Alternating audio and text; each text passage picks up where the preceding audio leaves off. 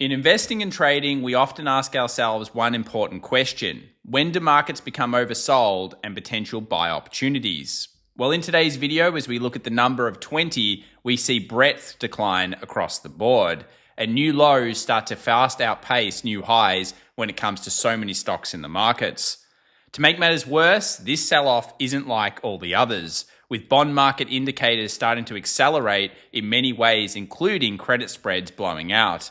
So what exactly is going on as the world's biggest hedge starts to fire up once again? Yes, guys, we're starting to see a little bit of panic underneath the hood, and it's leading to potentially lower lows. So where could the markets be heading for? Join us as we take a look at stocks, commodities, and cryptos to really understand what Wall Street could be doing, the dark pool activity, and of course, those options levels that we need to be watching. See you soon, guys. This one is not to be missed.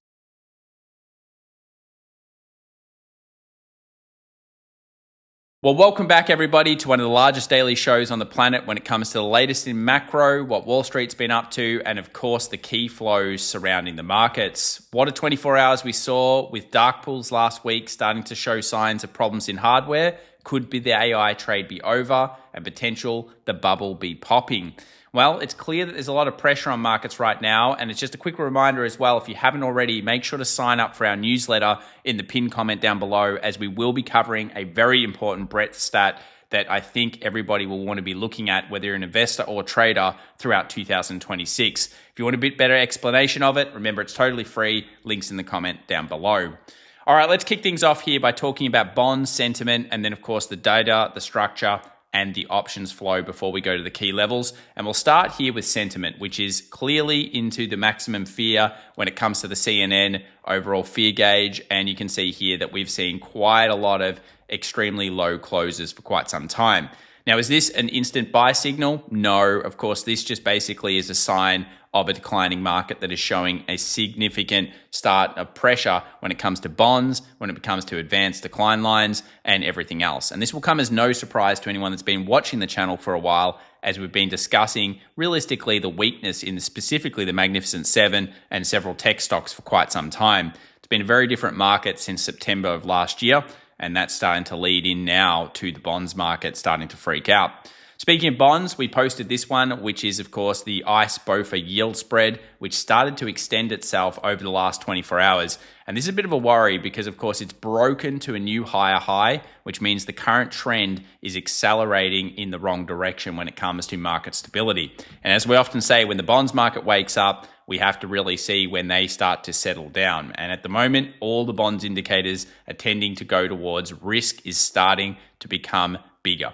And we haven't really seen this for quite some time. As you can see, even during 2025, we got two very quick accelerations of risk into a massive decline. And right now we're getting a faster acceleration that we really need to get crushed back down to show that Wall Street is bidding based on the bonds, not just stock. And of course, random expectations around that. So which markets should we be watching? The move and the BOFA spreads are going to be important. And one of the reasons why that is, as you can see here from Blue Curtic's chart, that basically when you start to see these accelerations up, it can start to point towards a further capitulation or potentially even a bottoming sign. And one of the reasons is because acceleration like this on the move index basically means fear is coming in.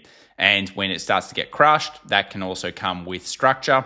And we need to be looking at that in the markets. Remember, markets tend to stop freight trains in certain similar ways. And this is all to do with one of our three ways that trends change. And one of our theories, of course, surrounding that. If you ever want to know more about that, by the way, over at fxevolution.com, we have several courses where we talk about the structure, the key levels that you'll want to be looking at, and of course, our philosophy around these types of grid systematic buys and other things that big Wall Street players start to do.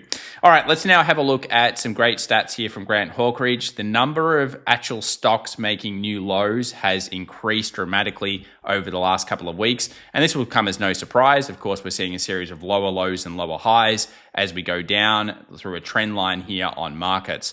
Now, what you want to be seeing in a strong market is obviously a series of higher highs and higher lows, but it hasn't really been that way now for over a month and a half. Even before markets dropped off, Magnificent Seven stocks were falling, and we also saw weakness in several sectors as really energy, metals, and other markets were the only things holding up for quite some time.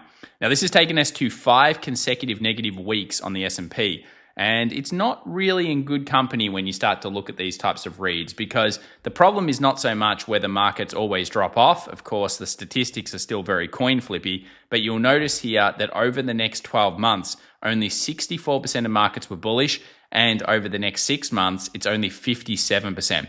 So what it suggests is that we're in a market of extreme volatility for the rest of 2026, which of course is not really a surprise if you know your stats around midterm election years. They do tend to be very volatile. They do tend to be up, down, and all around. And we still don't really know how long these geopolitical problems are going to persist and really what the actual fallout is. Could it be worse than what we saw in 2020 in some ways in terms of the overall impact to inflation instantaneously? Do remember we don't have stimulus right now from many governments around the world, and it may be very difficult for them to stim the world in terms of what they did back last time. And this is the big problem. This is, of course, the biggest discussion point that we talked about in our live session throughout the Monday Open, if you're interested in going and checking that out as well. Let's now take a look at the S&P 500. If it falls below the 200 DMA, as we've mentioned before, Paul Tudor Jones says nothing good happens underneath the 200-day moving average. It's very important that eventually the S&P recovers past that point, and so far, as you'll see later on, it recovered to the 200, sold off that level, and we're currently getting close to making a new lower low, which is not exactly ideal. Now, in terms of structure, how does it look when it's happened near an all-time high? So this is basically where it kind of drops off. How does it look initially? Well, the stats themselves are kind of interesting. On average, it took 275 trading days to make a new high. Now, that's a very random stat from Blue Kurtic here, but there are quite a lot of data points towards this. Obviously, dropping the 200-day moving average is a big deal, but 275 days. And in 2015, which was another point in time where we saw a different type of thing happen to the energy markets, it took 254 days. And in 2007, it took 1,000 plus days. So obviously, that was a significant fall that ended up in a recession. So nothing good happens underneath the daily 200. The problem with it is that you often see markets need to structure up. And you can see in almost all of these cases, you end up getting a sideways to structural market bottom at some point, and then of course it starts to pick up. Markets are inherently bullish, but obviously if this stuff gets to go out of control, it hits the debt markets, things could get serious very quickly. Let's have a look at another storyline that could happen this week. Obviously, you never know when this is going to happen, but obviously if boots on the ground or ground troop deployment does happen, this often leads to a structure where we see markets potentially bottom between 80 and 200 days from the overall time that basically occurs. And this is in line with some of the similar structures that we've seen before, which tends to suggest between 60 and 100 days after geopolitical tensions like what's happened in 2026 occur, that markets will, I guess in the data stats, decline on average around 15%. Now, is that going to happen? You never know that's going to happen, but at least that's what we've seen in the data. Let's have a look at put volumes. According to Subu Trade, there's some pretty interesting put volumes coming through. Now, we've already talked about how the markets are currently in negative gamma. So basically, when we talk about options, when options levels fall through, so we lost, of course, 6,500, 6,600, 6,400. When that happens, there's a lot of hedging that needs to occur, and that leads to flow-on effects on itself, which is kind of what we saw even through the Monday session. The one good sign is that puts are absolutely skyrocketing. And notoriously, this has been around areas where structural bases start to form. Now, things can get very volatile around these times because there's a lot of hedging going on and there's not too many data reads. But over just the last couple of years, this is the stats that Subu found, which actually led to 1 month later, 100% of the time, markets being above. Now, I think it's important to note this is only off the last couple of years. So if you actually ran this back even further, I'm sure the stats themselves will be a little bit different, but still puts are, of course, on the rise. Another chart here from Blue Kurtic showing that XLE or energy stocks have obviously been positive for 14 consecutive weeks. If you've been watching the channel for a while, you guys would know that last year we saw oil services actually pick up in terms of structural flow, really around that kind of October period. So it's not a surprise that we've seen energy, of course, spike up in terms of what Wall Street's been doing. But energy, of course, became a much stronger sector in January, and then it's led into strength to strength to strength. And you can see it in the charts here. It was consolidating for many years, and then it broke out. And of course, at the moment, it's accelerating. One of the things about energy is it's currently following a very steep curve. So of course, if news changes, expect it to get quite volatile quickly. And I think that's important to note when you're looking at these markets. Now we've had a look around and we're looking for dark pools. As you guys know, we follow dark pool trading quite a lot because from volume leaders here, you can see that if dark pools do start to come through, it can be a sign of take profit levels or a sign of new entries towards potentially shorts or longs. We do have a dark pool sweep that's just come through on SH, which is ProShares short S&P. And you'll notice here that it's coming in around the current price. So could that be somebody that probably traded around here taking some profit and saying the short is over? It's possible, but we're going to need to see, of course, structure. It could be definitely profit being taken, though, based on that. Another one I just want to remind of, if you haven't been watching some of the videos recently, is, of course, the SOXQ and all of the other semiconductors. We've seen so many dark pools at the top. And now that we're starting to lose structure, the real question is the AI trade starting to unwind? And that will all come into earnings, which is going to happen very soon. Remember, if we just saw peak earnings, that is a big problem, guys. And although we may see bids or relief rallies in markets, because that's the way they usually do end up trading, this will be a huge impact into what Wall Street's going to do in terms of multiples, compression, and even where we could be going. So do remember, earnings held up last year. That's why the markets were able to completely shed off every other problem. If earnings start to fail, especially in semiconductors, things are going to get serious. So make sure to sub to the channel because we will be covering earnings, especially from the semiconductor and financial side, very, very closely. It's going to be such an important earnings season, possibly one of the most, maybe the most important over the last 4 to 5 years. Let's now have a look here at what's going on with Bitcoin. Good one here from Subu Trade, basically showing that large speculators have started to come back into the markets. Now, does this mean that it's a base formation that they're all buying? Well, they did buy before as well, a little bit, but large speculators are buying similar to what they've done during general dip structures. And the key here is going to be looking for structure. We've already talked about how Bitcoin demand, that is the left-hand side, is actually quite a strong zone. But if we do drop this, the problem is the next stop is probably around 40,000. So a lot of people can make a case for a flag as well, which we'll look at very, very soon. Let's now jump into the markets. We'll look at the S&P 500 to start off with, go through some options, lead indicators, and then, of course, the rest of the charts. But the problem right now is if you're going to take that as a topping pattern, you're going to take, let's say, the NASDAQ as a topping pattern, the distance is kind of pushing towards a 6,200. It's very hard to say that this is exactly support. It kind of looks like the middle of nowhere.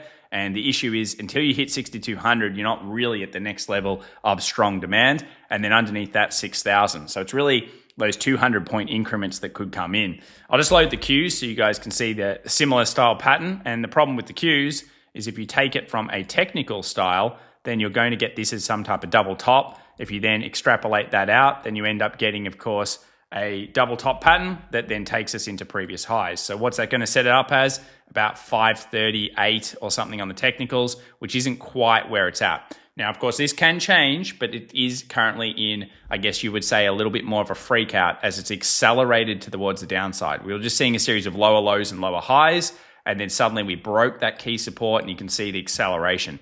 So where will the bid come in? We don't know just yet. But from technical side, it could be a little bit lower. At least that's what we're looking at in the charts. Let's have a look at the US 500 futures. You can see they're continuing to decline after a rally yesterday, pushed them back down. And this is the problem. Each rally is being crushed by the end of that day or the end of that week. So options high lows. Interestingly, the low support sits around 6,200 on the markets, which is about that support zone. And you can kind of see here the markets themselves are continuing to weaken with a series of lower lows and lower highs. Let's now have a look at the S&P. You'll notice here that the put options are starting to move down as we're getting a lot of hedging going on from the street.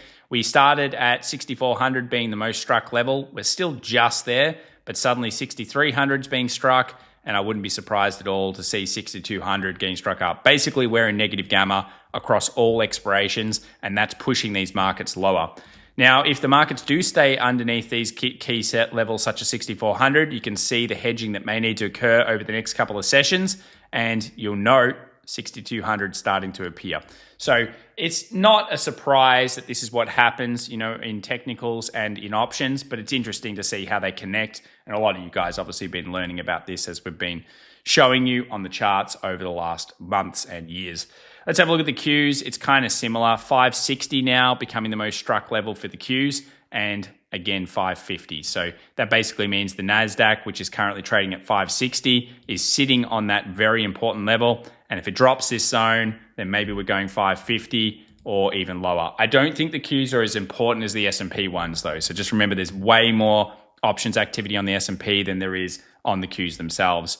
Let's have a look at net expiration for NVIDIA. You can kind of see here that we have a market that's kind of heading towards potentially a really bad path. I mean, 170's already been kind of reduced here in terms of the overall options. We're in negative gamma again when it comes to NVIDIA, and it's kind of fallen through one of the key supports. So we're starting to lose the semiconductor trade. The biggest stock in the world is starting to fall off. Now, why is this all important? Well, of course, it's all got to do with, have we seen markets actually fall enough? So that is, are markets actually completely in capitulation? Well, we often look at the percentage of stocks above certain moving averages, which kind of gives us an institutional style thought process to markets. And I find that a lot of retail traders don't talk about this enough. It's actually part of our newsletter that's going out this week. So if you want to sign up again, I just want to remind you guys, totally free down below. I've got a good little write up on that. I think it'll help you guys to better understand these markets. So, hey, why not do it? But you can see here that we have the stocks above the 50-day moving average has moved under 20. Now, often in this area is where I guess an institution may be starting to think about, oh, the market's starting to get a bit oversold. The daily 20, percentage of stocks below is of course underneath 20 as well. The daily 50, we're starting to move into the 20 category. And of course, we're starting to see the whole market, you know, in some ways, not really capitulate yet, but certainly get more into that fear-driven level. Is this necessarily totally oversold though? Although some indicators may say oversold, it's not totally oversold. You know, we've been down at 5 or even less of percentage of stocks above the 50. So these kind of levels often show maximum fear. This shows a kind of area where the markets are getting, I guess you would say, a little bit oversold. So they're certainly selling into the oversold territory. They're not what I would say max fear is, although I know a lot of indicators obviously are showing max fear. Yeah, that's another way of looking at it. Another thing we're looking for is, of course, crushing on options. We mentioned the move before. We want to see this get crushed down, similar to what happened last time. When it gets crushed and you have structure to the upside in the stock market, that's a good sign. So, of course, if bonds are coming with everything else, that's, of course, encouraging. You can see here high yield junk is also showing up quite a lot in terms of overall risks. We're seeing, of course, the bonds market start to say, you know what, we need to get paid for some of this risk that we're taking on. That's the first time we've seen that now since April last year. And although it hasn't capitulated yet, this is certainly a sign that the bonds market is waking up. And that means we have to be more careful when it comes to looking at markets, because unless they're structurally changing, you know, one of the things is, unfortunately, with dips, they can sometimes keep dipping. And, you know, we don't know where Wall Street's bid is just yet. We can only use technicals to find potential zones. Let's have a look at the most important sector in many ways, other than semiconductors, of course, which has been the Magnificent Seven. You guys can see here, it doesn't really have too much left-hand side support. Now, some people will argue, well, the previous resistance could be acting as some kind of level, but it's already fallen below those. So some of the biggest stocks in the world, you know, the Microsofts, the NVIDIAs, you know, let's have a look at NVIDIA here just so you guys can see. They're just not looking very strong. I mean, NVIDIA hasn't quite taken the lowest low, but geez, it got there. Like, I mean, the last 24 hours, it literally tapped that 164. It's now closed below 170. 165.7 has been closed below. This is not, I mean, the market could recover. It could structure up and say, no worries. I've taken, you know, your stop losses. Too bad, so sad kind of thing. That's what the market does sometimes, but it doesn't look that way at this stage. And the issue is that it's flowing through everything. If we take a look here at semiconductors, you can see semiconductors clean broke underneath that support over the last 24 hours, which basically means that we've lost the support of one of the most important sectors in the market. I would argue the backbone of this market, which is AI. Now, we don't know earnings have topped off, but I will say, you know, a week ago we were talking about AI in space, basically. And all of a sudden, we've dropped these key levels and we've dropped trend lines and we've dropped a lot of stuff. So we also need to ask ourselves, have the semiconductors underperformed the SPY? They're starting to do so. So, you know, some people will be looking at this and saying, look, Tom, that, or, you know, look, whoever they're looking at, oh, it looks like a head and shoulders when you're comparing it to the SPY. that's not exactly positive. And that's the issue with these markets right now. We have a look here at the Hang Seng. It's holding a little bit better. That's the Chinese stock market. It's kind of right around that level, but it does look like a Wyckoff. We've got Wyckoff potential here on the German market as well, big volumes as well. So we don't have a bid just yet there. And we've got the world's biggest hedge in many ways. The US dollar is starting to break out through that 130. So this is suggesting that maybe that was a pit, which kind of did look like one with those wicks, and it's pushing towards a breakout. Okay, you got some problems at 101, but could we be going to 103.30? All of a sudden, that's risk off across the board, and money going into one of the world's biggest hedges in the world. And you can see gold is just stabilizing. So gold is actually a little bit different to dollar. Often during liquidity crisis concerns, we often see money move into the US dollar, and that seems to be what's happening, at least as of now, into the markets. And of course, it'll be interesting to see how the weekly closes here. Gold itself and silver, they're holding. They're not losing too much. They're holding. We don't have silver making a series of higher highs and higher lows. It's obviously still in a lower low, lower high. So is gold. I think the key with gold is it hit its daily 200. It's a pretty critical level, and it's found some support off that. Some other worrying signs, UK oil, probably the one you want to be watching the most, coming off a little bit of consolidation, breaking towards the upside. Obviously, we get through 115 on this. That's going to be a really big concern. And I have looked at the Ford, that is the Ford futures contracts. They're starting to creep up a little bit. So obviously, the expectation of some risk coming into the markets is starting to rise up there. US 30-year, the yields themselves are staying, I would say, okay. They're not breaking out, but of course we have to watch the world markets as well. And Japanese 1 years are continuing to look like they're kind of bouncing up. And again, this is one of the worrying markets that a lot of you guys are looking at. I think we've got to consider all things, and nothing is off the table in 2026 when it comes to these markets. As I mentioned, major support drop by Nvidia. SanDisk as well, something we saw some massive dark pulls on. Hardware. So many dropped over the last week since we saw that. It's almost uncanny, guys. Those dark pulls, bam, all of a sudden we've had session on session. And, I do remember a lot of people were talking about SanDisk over here in comment section and stuff, and just goes to show how good Wall Street is as activating, certain sentiments and stuff. Remember, this stock is no joke. That is up from $45 to $760 in months. So when you compare that, and you also look at the Kospi, which I think is a very worrying market, and we've mentioned this, the South Korean market, no one's talking about this. This thing's wild. It's up over 50% or something like that in 12 months. That is really quite worrying. So you look at these markets, that to me is a blow off top. It looks really bad. So the problem is that we seem to be losing the hardware trade, which of course you're going to eventually lose, and that seems to be filtering into the AI compression. So what do you guys think in the comments down below? Is this the top? What do you think in terms of AI? Is it the top? Obviously, some markets are dropping key supports. The flows are there. We'll be looking to see whether Wall Street wants to actually bid it back up. Is this a false break towards the downside? I think earnings is going to be probably the teller here, and the markets are obviously looking at it. US 500, just to quickly show the trend line on the way down, still a series of lower lows and lower highs. We did some anchored VWAP work on the live show as well, and we found that around 65 to 65.50 has a lot of VWAPs on it as well, so something to note there. I also note in the last video and today that construction is continuing to decline. So basically, we're also seeing home construction in the US. It's not looking too good. It's on support and it's starting to break down. Now, what about Bitcoin? Well, funnily enough, Bitcoin is holding a lot better than you would expect in these markets. You can see here it's come down to this level. It's got a little kind of structural move. Now, I do like to always show both sides. So look, there is a bear case side, guys.